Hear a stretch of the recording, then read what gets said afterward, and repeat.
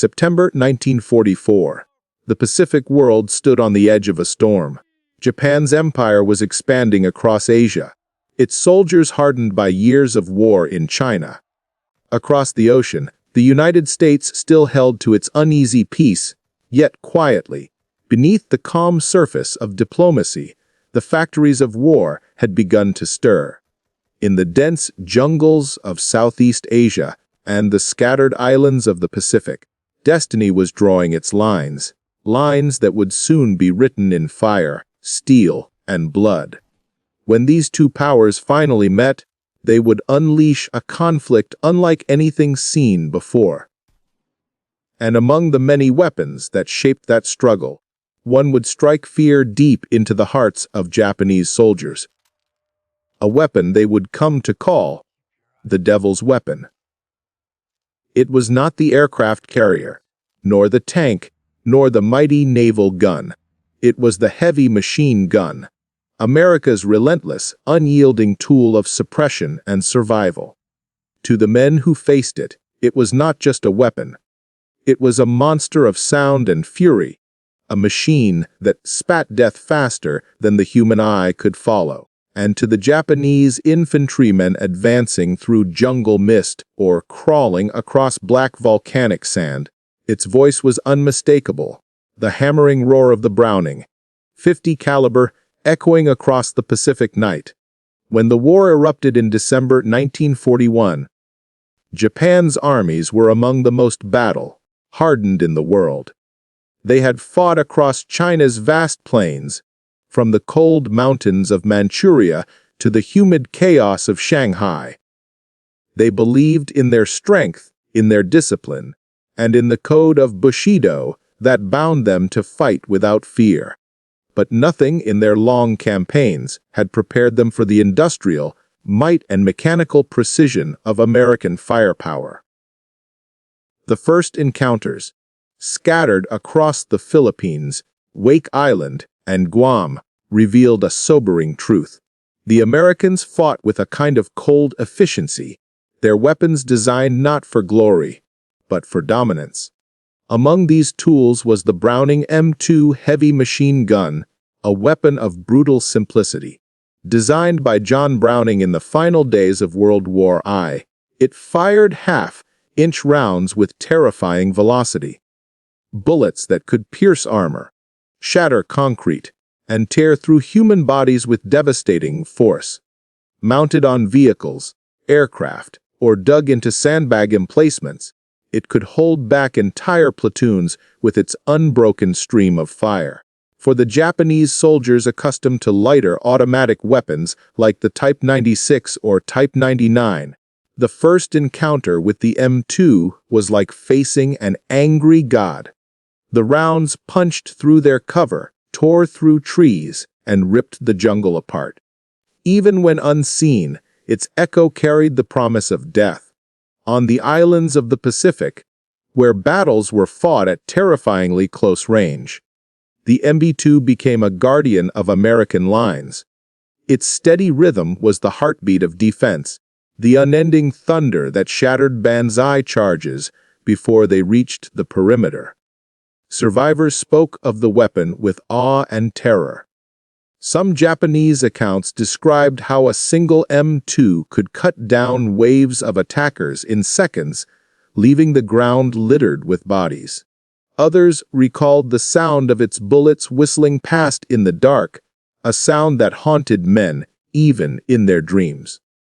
It was like fighting a machine that never tired. One veteran would later say, "You could not see it.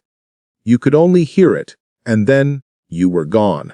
By 1943, on Guadalcanal, the Japanese had begun to understand the true nature of American firepower. They had expected courage and determination, but not this level of precision, not this relentless storm of metal that came from every ridge and clearing. The Browning M2s, often positioned on the flanks or mounted on jeeps and landing craft, became the guardians of every beachhead.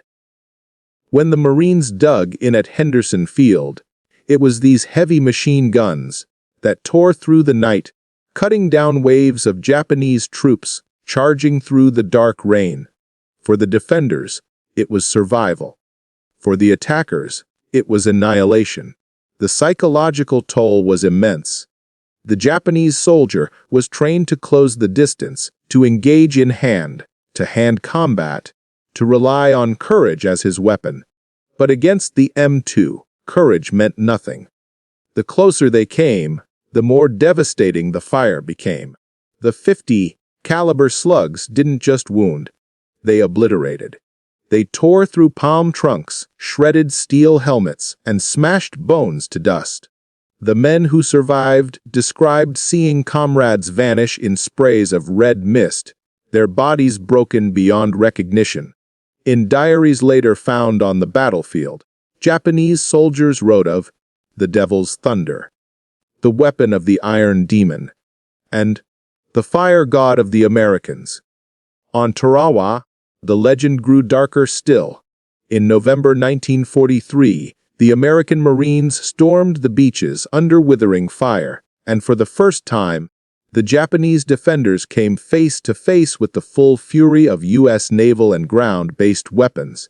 The M2s, mounted on landing craft and Sherman tanks, roared as the Marines advanced through waist-deep water.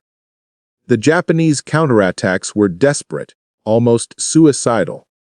At night, small groups would creep toward the beachhead, determined to break through. But every time they moved, the sound would come, the long, droning rattle of the 50 caliber slicing through the dark. The next morning, the sand was silent again, covered in bodies. Survivors whispered of a weapon that could sense them, that could see through the night itself. By 1944, the fear had become legend. On Saipan, on Guam, on Palilio, the same whispers spread through Japanese ranks. Beware the devil's gun die. Entire platoons would hesitate to advance when they heard its sound.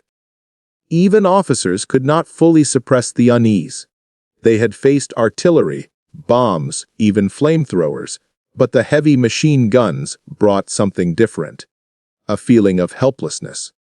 No bravery, no charge, no tactic could silence them. Only death.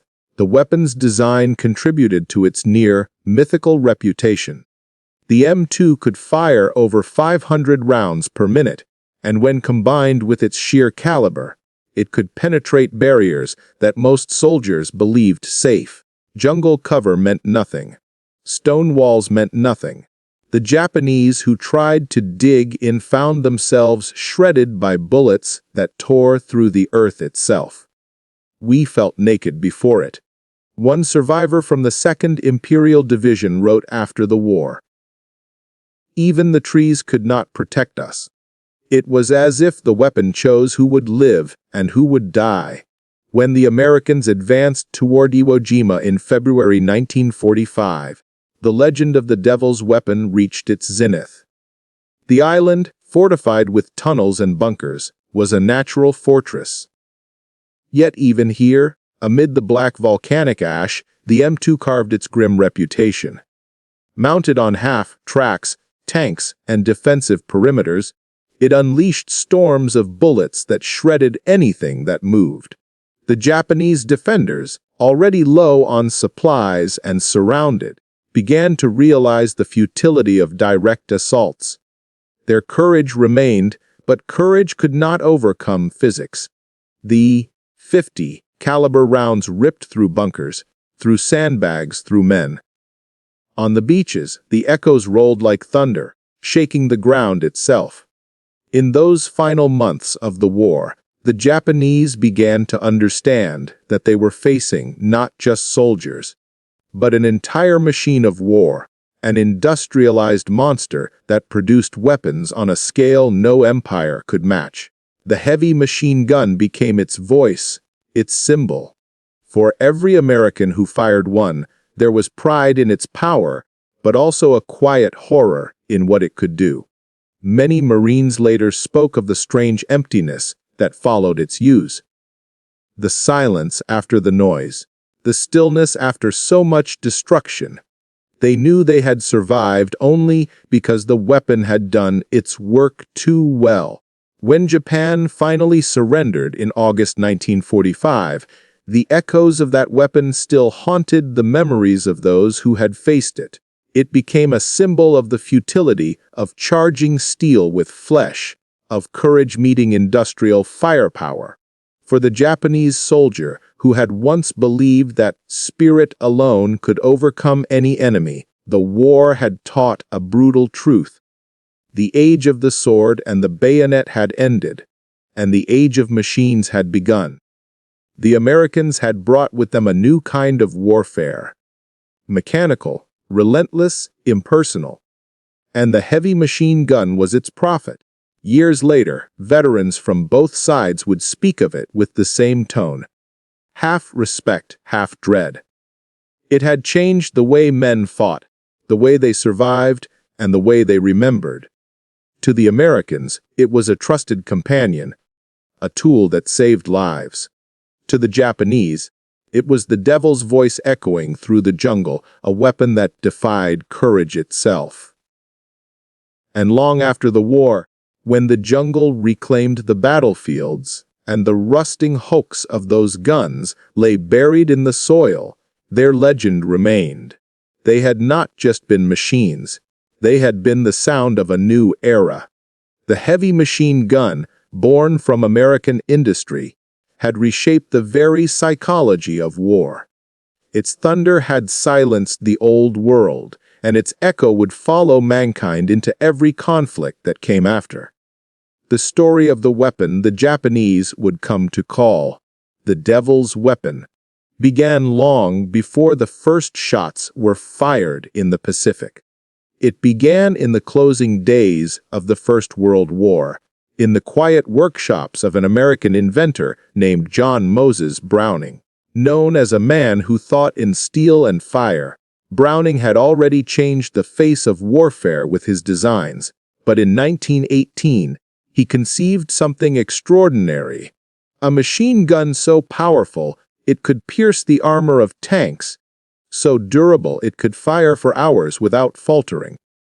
The weapon was born from necessity, a response to the new machines of war that had reshaped the battlefields of Europe. Its name was simple, almost unremarkable: the Browning 50 caliber machine gun, yet behind that simplicity lay a revolution in killing power. Its cartridge was massive, a half-inch slug of lead and steel propelled with enough force to tear through vehicles, concrete, or aircraft. It was far more than a soldier's weapon.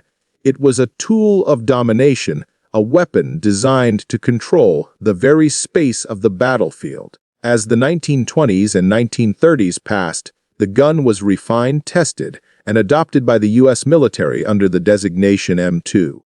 No one knew then that this heavy machine gun, mounted on ships, tanks, aircraft, and fortifications, would become one of the most feared weapons of the next World War. It had no equal in durability or raw destructive energy. When war clouds gathered again in the late 1930s, America began to prepare. The M2 Browning was fitted to every major weapon platform: fighter planes, bombers, jeeps, and naval vessels. It was the voice of American firepower, a mechanical heartbeat that would soon echo across oceans. Soldiers who trained with it called it Ma Deuce, a name spoken with both affection and respect. It was reliable, relentless, and simple enough to be trusted in the chaos of battle. The Japanese Empire, building its own military strength across Asia, had never encountered such a weapon. Their light machine guns were built for maneuver and infantry tactics, not for sheer, overwhelming force. When these two worlds met, the precision and brutality of Browning's invention would change everything. What began as an engineer's vision in 1918 would, by the 1940s, become the sound of doom on the battlefield. A weapon whose roar would echo in the memories of those who faced it, long after the war had ended. The first encounters between Japanese soldiers and American heavy machine guns came suddenly in the early months of 1942 when the Pacific exploded into war. At places like Wake Island, the Philippines, and later Guadalcanal, Japanese troops advanced with confidence, hardened by years of fighting in China and guided by a belief in their superiority of spirit. They had seen death before. They had faced machine guns and artillery, but nothing they had encountered prepared them for the terrible precision of the American Browning. 50 caliber. It was not just another gun, it was a wall of sound and destruction that seemed to bend the battlefield around it. At Wake Island, when Japanese landing forces came ashore under cover of darkness, they expected a brief fight before overwhelming the outnumbered Americans. Instead, they were met by bursts of fire that tore their boats apart before they could reach the sand. The 50 caliber machine guns, mounted on coastal positions and aircraft, ripped through the waves, cutting through wood, steel, and flesh alike. Survivors later recalled the chaos. The water exploding in sprays of light, men vanishing under the storm of metal. To the Japanese soldiers who survived, it was as though the Americans had unleashed a weapon that defied nature itself. In the jungles of the Philippines, the weapon's reputation grew even more terrifying. American and Filipino defenders, cornered and outnumbered, used the heavy machine gun to hold positions long after they should have fallen. Japanese soldiers who tried to charge through the thick undergrowth were met with a sound they would never forget. The deep, hammering rhythm of the Browning echoing through the jungle. The bullets cut through trees and bamboo as if they were paper. Even when hidden, the Japanese could not escape the reach of its fire. The ground itself seemed to erupt beneath them. By the time American Marines landed on Guadalcanal in 1942, word of the weapon had already spread among Japanese ranks. They called it the gun that never stopped, the thunder that followed them even into cover. When they advanced across open ground, they moved with hesitation, knowing the slightest mistake could summon that terrible roar. The Browning's presence changed the rhythm of battle. It was no longer just a fight between men, but between courage and a machine that never missed a heartbeat. For the first time, Japanese soldiers began to realize that bravery alone could not silence the weapon that guarded every American line. The psychological and physical devastation caused by the American heavy machine gun reached its peak during the brutal island campaigns of 1943. On Guadalcanal, Tarawa, and later Paliliu, the 50 caliber Browning became more than a weapon. It was a presence, a constant reminder of the unrelenting force behind the American advance. Its voice was deep, steady, and merciless.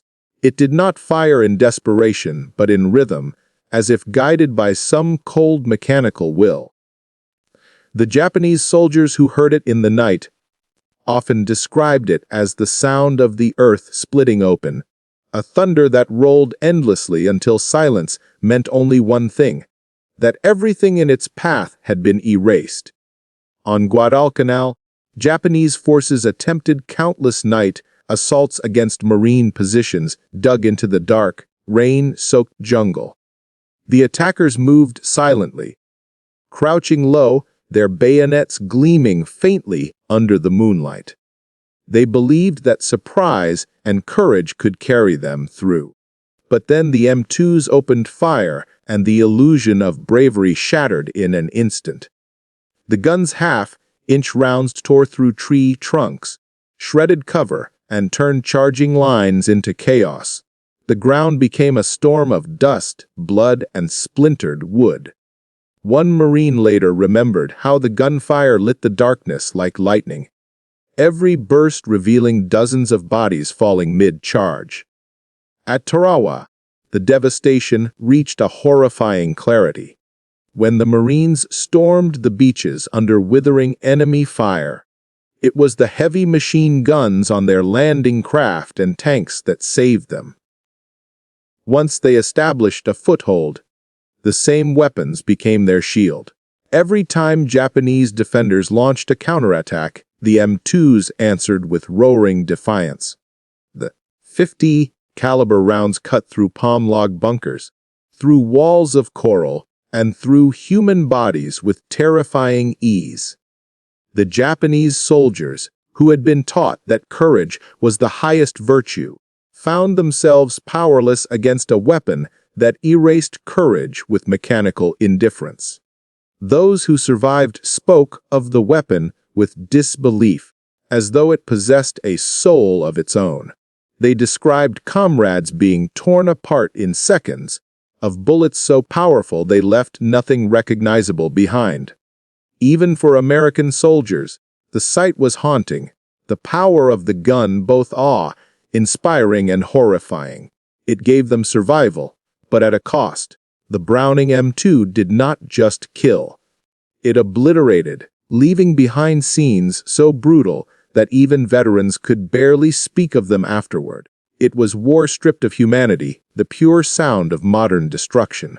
As the war dragged deeper into 1944, the weapon's reputation had already taken on the shape of myth. The Japanese soldiers who once charged fearlessly into battle now whispered about the Americans. Devil's gun. It was not an official term, not something found in reports or orders. It was a name born in fear, passed between soldiers who had seen what the Browning 50 caliber could do. On Saipan, on Guam, and later on Iwo Jima, those whispers became warnings. The gun's heavy rhythm could be heard long before the men who fired it were seen, echoing across valleys, through jungle canopies, and over black volcanic sands. To the Japanese infantrymen, it seemed supernatural, an invisible predator that sensed movement and punished it instantly. When Japanese soldiers prepared to launch night assaults, they prayed for silence, hoping to reach the American lines before the devil's weapon spoke. But the moment it did, all plans dissolved into chaos. The sound of its fire was different from anything else in battle. Deep, resonant, almost mechanical in its perfection. It did not stutter or break. It spoke in long, rolling bursts that seemed to come from everywhere at once. Soldiers would dive for cover, but there was no safety. The bullets passed through the earth, through trees, through walls of sand. One Japanese survivor of Saipan later recalled that the weapon could see through the dark, through the ground, through our courage itself. The name, the devil's weapon, reflected more than superstition. It was an acknowledgement of helplessness. The Japanese had built their military ethos on the idea that spirit could overcome steel, that the will to die for the emperor could defeat any machine. But here, spirit failed. The 50 caliber rounds tore through that faith as brutally as they tore through bodies.